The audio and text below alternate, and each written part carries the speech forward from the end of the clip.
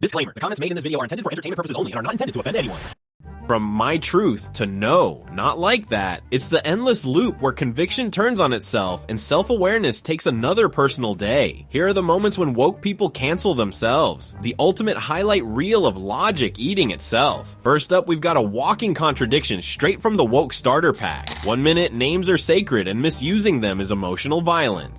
I have a lot of trans friends. If they were dead named, it would be shattering to them. I think it's very wrong. Well, why do names matter so much? It's not as deep as you think it is. It's just... If they were dead named, it would be shattering to them. I think it's very wrong. Well, why do names matter so much? 2 minutes later, it's just a title. Apparently feelings matter until consistency shows up. The only thing shattered here isn't her friend's name, it's her logic. Self-cancellation sponsored by Double Standards. Then, we got the Fat Identity Olympics. This is a queer fat club. I'm queer and fat. Okay, thank you for joining. We're just introducing ourselves at the moment. Okay. Do you want to go ahead and introduce yourself, Joe? Yeah, my name's Joe. I go by he, they, and I identify as 275 pounds.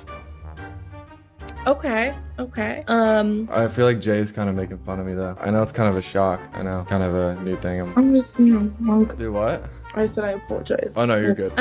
Are you comfortable leaving the group at the moment? Why? I'm not understanding why you're joining the group. This is the queer and fat group now. Yeah. Yeah. That's what I came here for. Okay. And you said you identify as fat? Yeah. Okay. This is just for fat-bodied people. Yeah, I understand. I identify as a fat-bodied person. I'm not understanding where you're coming from. Are you guys comfortable with me here? I mean, I'm pretty chill on my end. I'm not comfortable, no. A club built on self-identify as anything suddenly forgets the rules when someone actually plays by them. The moment Joe identifies as 275 pounds, body positivity takes a coffee break. Apparently, identity is sacred until it's inconvenient. This is a masterclass in logical self-destruction. It is shown those who transition mentally improve unbelievably, and it is absolutely true. So I hate to break it to you, they're more likely to commit. There's a huge community called transition regret. The reason that this rate is so high is because they are bullied for who they are. And you know why I know it's nonsense? Because every single person in this room disagrees with you fundamentally and is treating you incredibly respectfully tonight. And I'll be honest, it's your team that kicked me off of Twitter that I used a name that Levine used to have. Like, who's the bully in this situation? It's just disrespectful to call Leah Thomas her dead name. If I were to do a biography on Thomas and I would include that name, how is that disrespectful? Wouldn't that be an uplifting story and saga from the man I used to be and the woman I am now? How's that disrespectful? Oh, well, in that context, then probably. So dead naming's now okay.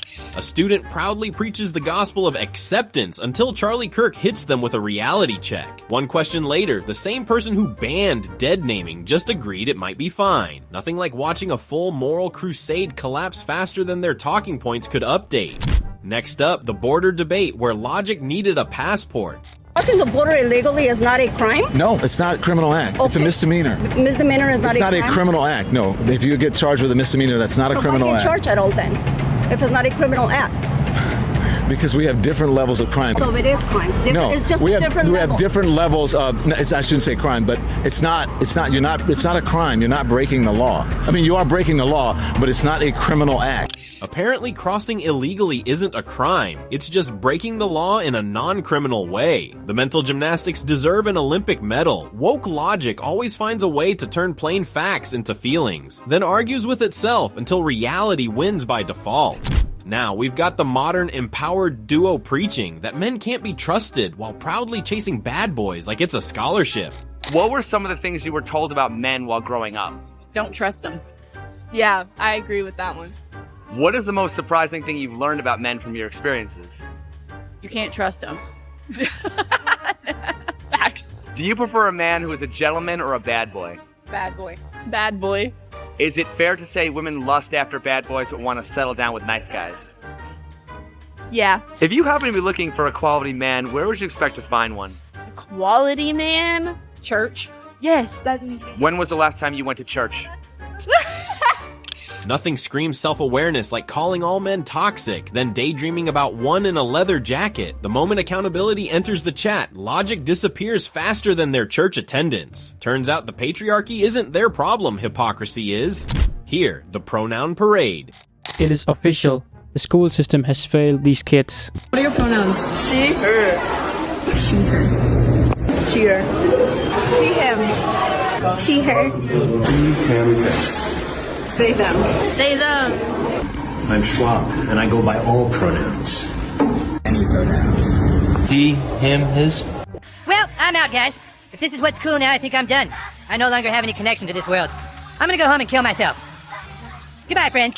It's like watching an identity lottery. She, her, they, them, he, him, and one brave soul who collects them all like Pokemon. Then Cartman walks in and sums up the whole movement better than any debate ever could. When even a cartoon character taps out, you know the clown show has hit its final act. Next, here's the peace and love protest skit that forgot both. We want democracy. We want democracy. We want peace and love. Just let us be. Yeah. You want to see some photos of my new rabbit? What? I said that you want to... No. I've heard what you said. You can't have a rabbit. Why? Because I hate rabbits. Okay, we met today. I don't even remember your name. I don't care. You need to do what I expect you to do, even though we don't know each other. Because if I don't like rabbits, you can have them. This is the beautiful thing in our world, that we don't need to think and agree on everything, right? This is why we are here today, on this protest for the freedom to be who we truly are. Get her! 1 minute, it's all about freedom and acceptance. The next, it's you can't have a rabbit because I don't like rabbits. Nothing screams tolerance like controlling strangers' pets. It's activism by mood swing, where being offended is the only consistent belief system. Here is an educated debate claiming people have always fought for freedom, then realizing you can't name a single one. People have fought throughout human history for their freedom. Most people never in human history, for the purposes of freedom or free will or anything else. Yes, they have. Okay, That's just I'll tell you what, give me the examples. Before the year 1700, name a single place on earth that was fighting for free will. The feudal system, we can talk about the invasion of France. No, the people fighting against monarchies were people who wanted to be the monarch. Not entirely. Yes, if you were fighting basically against a monarchy that is usurping waiting your for an free example. will, Give me an example. I'm waiting. if you were fighting against a monarchy that is usurping your free will, you are fighting against free will. But what I'm saying is, consistently throughout this debate, you have advocated against the free will and the sovereignty of other people. And I think that that is inherently divisive. Why are you doing that? I would want to divide tribalism because I don't like tribalism. So I would actually want it divided into larger blocks so that tribalism went down. You would actually at least have some sort of voting block that made sense, that wasn't completely decadent on social programs where all of us had to tribalize together to build these blocks, try to fight against everybody else. A terrible idea, always has been. It's that magical moment when woke history runs out of Wi-Fi. The confidence is loud, the logic is missing, and somehow the feudal system becomes a freedom movement. Watching self-awareness get body slammed by facts never gets old. This time, the everyone's a queen logic that ran out of crowns. Hey, this is what you said. You said, what's so special about me? Most women aren't special. Well, that's down to your personal opinion. No, I'm like, seriously, what do women bring in 2022 that is special? Nothing. Do most women have a cookbook? Do most women really know how to cater to a man? No. Are most women virgins on their wedding day? No. So what do most women bring in 2022 that is special? But why is it all about what we can offer? Why is it always about what we can bring? Okay, What's about our values? because when you're trying to sell a car, if you're trying to get married, right? And please, I'm not saying that women are cars. It's just an analogy. But if you're trying to sell a car, you have to study the buyer and figure out what the buyers want. Modern feminism loves shouting. We bring everything to the table until someone asks what's actually on it. The moment reality joins the conversation, confidence turns into buffering. Nothing exposes fake empowerment faster than accountability dressed like common sense. Here we've got the my body, my choice crowd suddenly discovering biology, but only when it fits the argument of the week. Abortion is murder and should be illegal. What does fetus mean? A fetus is in utero. What does fetus mean in Latin? What the? I'm sorry. It means little human being. The smile is very creepy. Okay. Smiling is creepy. No, your smile specifically. Got it. But let's go back to. We're losing track here. No, but what species is the fetus? The fetus is not a species yet. It's technically classified as a parasite until it is viable. So, now I want to talk to you about something very quickly. I can't let you get past that. Are you sorry. saying a baby is a disease or a tumor? A parasite is not a disease and a tumor. Those are not the same thing. A parasite is defined as something that cannot survive outside of its host. A baby, before it is viable, cannot survive outside of a woman's womb. Got it. So let's Therefore, extrapolate that. It is not a living organism. Are old people with Alzheimer's and dementia that are being assisted every day, are they parasites? No, they're not parasites. They're human beings who are on the brink of death. Got it. So they're not going to be able to survive. My 4-month-old that requires mom's breast milk and requires daily changes and feedings cannot survive without its own. Is my 4-month-old a parasite? Your baby can breathe on its own. Your baby can drink water from its mouth to its stomach. But it cannot. Your baby can it eat hunt? food. Can it gather? Can it reason? But that's not what qualifies something as being a living organism. Being a living organism simply means, can you survive outside of a womb, outside of your host? Got it. So I just want to make sure I'm clear. Why does that then equate to moral viability? It equates to scientific viability. Why? Under what standard? Because it is not alive, and you are advocating for the rights of something that is not technically a life. Got it. So what is something while that has sacrificing the needs of the human woman who is alive. Got it. So, but a mom can survive.